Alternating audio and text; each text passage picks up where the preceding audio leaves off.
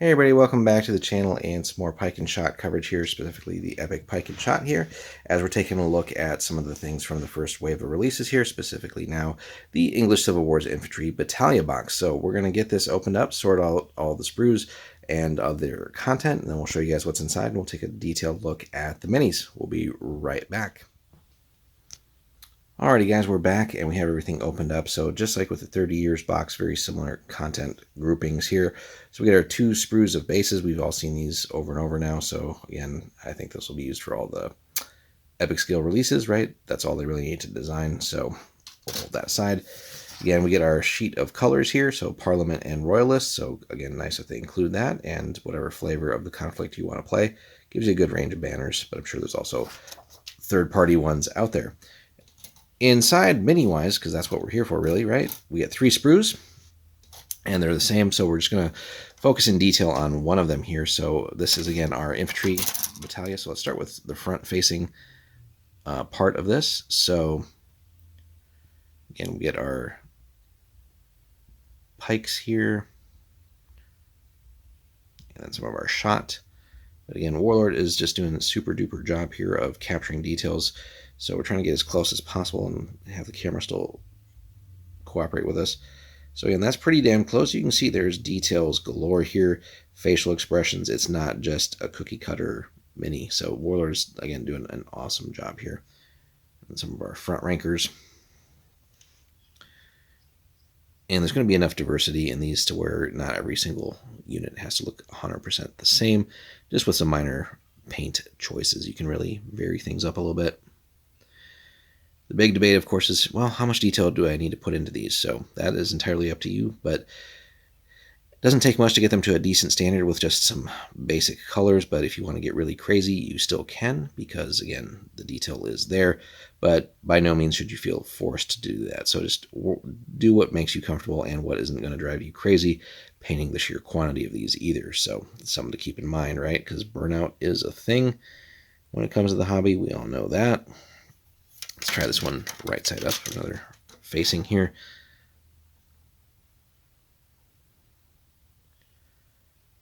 So again, gorgeous on the details.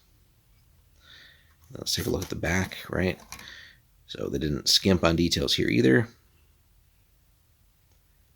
So, I mean, look at all those like sashes and sword belts and all that. You still have all that crisp detail. So definitely it's fun to pick out some of that stuff, but again, some people go off the deep end a little bit, and we'll have every last unit marking for a particular battle, and that's perfectly fine too, but by no means should everybody be forced to do that if you don't want to. So again, do what makes you happy for your particular hobby and your painting and your gaming group and whatever you guys want to accomplish, and you'll be perfectly fine.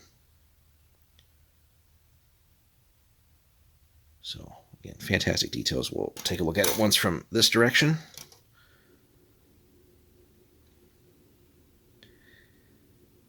I like the little subtle differences too there. So some of the guys have like a little sack over their shoulders here.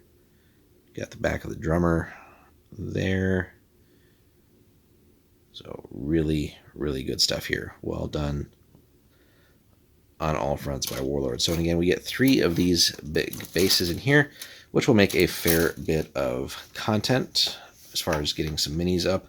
So if we take a look at the back of the box here, and again, they have a couple different examples, but basically you get all of those minis there. So again, here they're again representing different units, but just imagine if they're all from the same force, you get all of that, right? So basically 6 bases of shot, and then 2, I guess would be 4, I think, of pikes, right? They're just a little bit deeper in the middle. So what was that? What's that going to make overall? 1, 2, 3, 4. So 12 stands overall. So again, quite a bit of stuff. Now then, ideally, best to start the game with the big 2-player box, again, which we'll have here for you guys very soon for a video. We're starting with some of these smaller ones, but if you're looking to just maybe dip your toes in a little bit, somebody else has already got the rules and you just kind of want to test this for a little bit, this is a good test for you on there's not really assembly involved, but hey, can I handle painting even this much at this scale? Is it doable for me? Is it not going to drive me crazy? But just in general, also, again, if you're just looking to expand your forces, these little boxes are great. Plenty of stuff here to add a battalion at a time, essentially.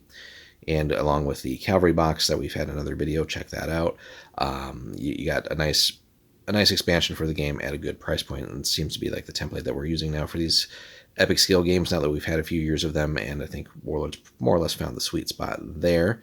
So, and again, there's going to be future waves of minis for the game too. So, good stuff overall. Let us know what you think in the comments, guys. If you've dipped into Epic Pike and Shot, if you like this scale, if you like what Warlord's doing, drop us a comment. Like, subscribe. We'll have plenty more for you soon.